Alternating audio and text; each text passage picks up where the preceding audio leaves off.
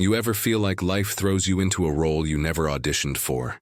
That was me, suddenly cast as a full-time caretaker for my mother-in-law, without a script, without even a heads up.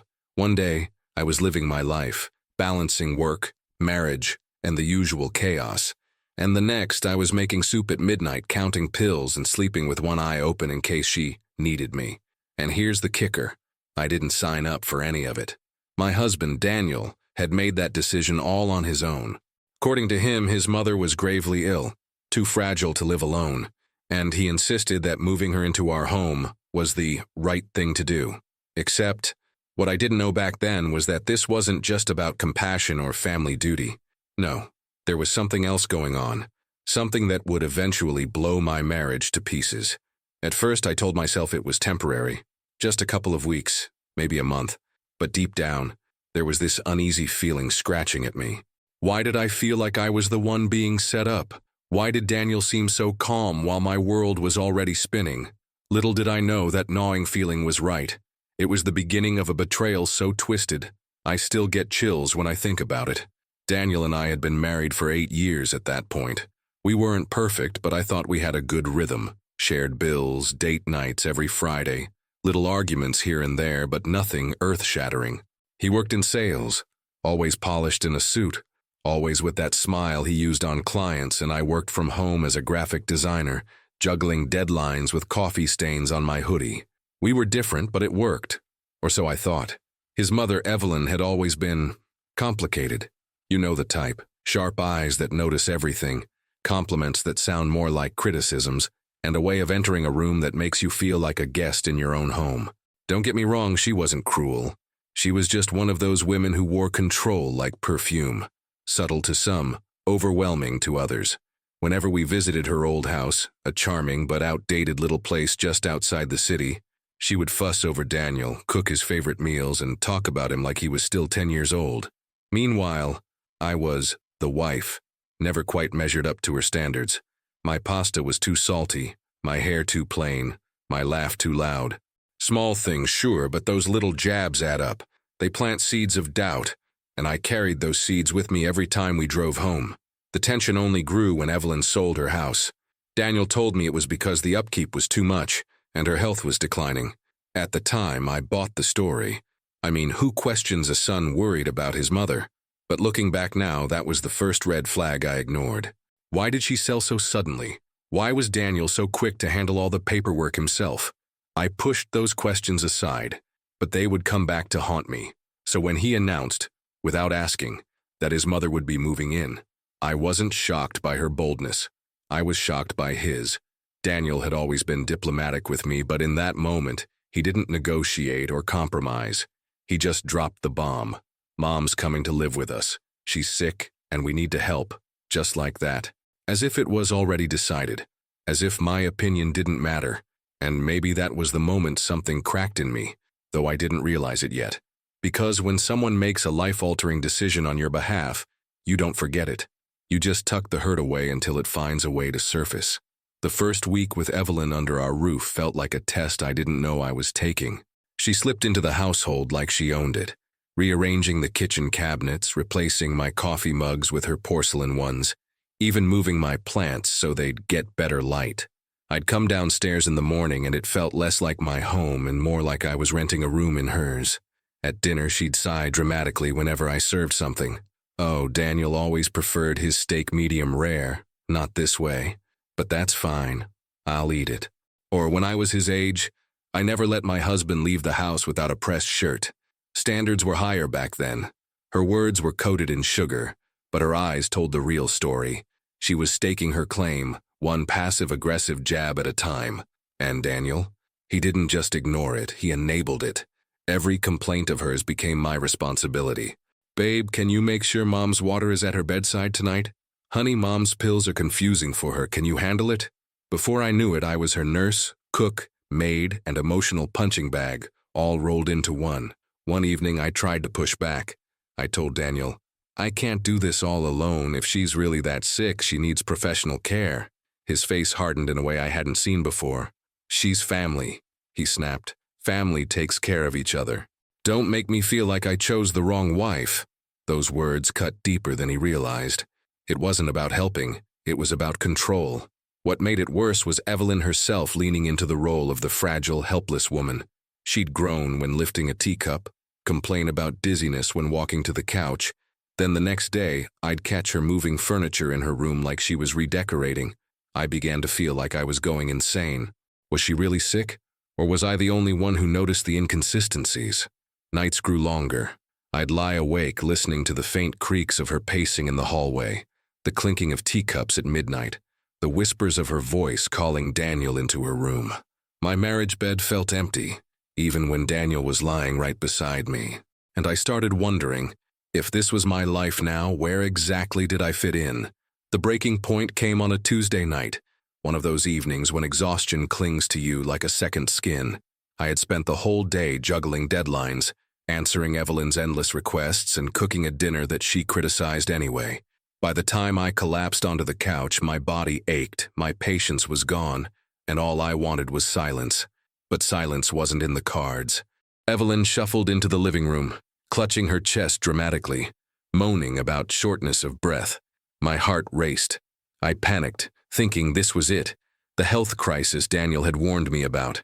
I rushed to grab her medication, called out for Daniel, and prepared myself for a night in the ER.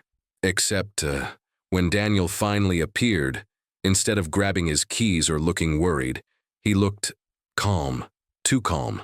He wrapped an arm around his mother and whispered, "Mom, maybe you should rest. Don't overdo the performance." Performance. That word rang in my ears like a gunshot. I froze. Performance? What are you talking about? I demanded. But Daniel's face went pale the second he realized I'd heard him. Evelyn's eyes darted between us, and for the first time she wasn't pretending to be weak. She looked caught. The truth unraveled faster than I could process. Evelyn wasn't sick, not even close. The medical files I later found buried in Daniel's desk confirmed it. She had a clean bill of health. The sale of her house? That wasn't about finances or illness. Daniel had convinced her to sell so he could manage the money, and moving her in was never about care. It was about convenience. He wanted her under my roof, under my responsibility, while he controlled the cash flow from her house. In that moment, the betrayal burned hotter than any insult or jab she had ever thrown at me. My husband hadn't just lied. He had conspired with his mother to trap me in a life I never agreed to. I stared at him, my voice trembling as I said, "You didn't just lie to me. You stole my choice. And once you realize someone is willing to take your choices from you, you can never look at them the same way again." That was the night my marriage began to die. After that night, something inside me snapped into place, not in a destructive way, but in a clarifying one. It was like someone wiped the fog off the window and I could finally see my life for what it was. I had been bending, twisting, and sacrificing until there was almost nothing left of me. And for what? To be a stand-in nurse for a woman who mocked me, and a wife to a man who lied straight to my face. The very next morning I stopped playing along. I didn't make Evelyn's breakfast. I didn't line up her vitamins like little soldiers on the counter. When she called for me, I simply answered, "Ask your son." The shock on her face was almost satisfying. For once, the weight of responsibility shifted back where it belonged. I also started reclaiming pieces of myself I had abandoned. I dove into my work with a hunger I hadn't felt in months, landing a big freelance contract that gave me both money and confidence. I reconnected with friends I had ignored during my caretaker days, and to my surprise, they had been waiting with open arms. Even the simple act of going for a walk by myself, headphones in, sun on my skin, felt like freedom. But here's the thing about breaking free. It doesn't happen without resistance. Daniel accused me of being cold and selfish. He tried guilt trips, saying I was tearing the family apart. Evelyn, of course, played the wounded victim, coughing dramatically whenever I entered the room. Yet the more they pushed, the stronger I felt. Every manipulative word only confirmed that I had made the right choice by stepping back. For the first time in years, I wasn't afraid of disappointing anyone. I wasn't living to meet Daniel's standards or Evelyn's expectations. I was living for me. And once you taste that kind of independence, you don't go back. It didn't take long for the cracks to show once I stopped carrying the weight. Without me picking up every piece, Daniel and Evelyn's little scheme began to unravel like a cheap sweater. Bills started piling up, ones Daniel had always promised he was handling. Turns out, the money from Evelyn's house hadn't gone toward her care or even the household. He had been using it to cover his own debts, debts I hadn't even known existed. When I confronted him with the bank statements, his face drained of color. For once, his salesman's smile couldn't save him. Evelyn, stripped of her performance, found herself exposed too. Friends from her old neighborhood visited one afternoon and were shocked to see her so healthy, despite the tragic illness Daniel had described. Word spread quickly, and suddenly the sympathy she had milked for months dried up. People stopped calling, stopped offering pity, and I could see how much that stung her. She thrived on being the center of attention, and without her victim act, she was just ordinary. The final straw came when Daniel tried to guilt me one last time, saying, "You're my wife. You're supposed to stand by me." And I looked him in the eye and replied, "No, I was supposed to stand by the man I thought I married. Not this one." That silence that followed was louder than any shouting match we'd ever had. Eventually, Evelyn had no choice but to move out.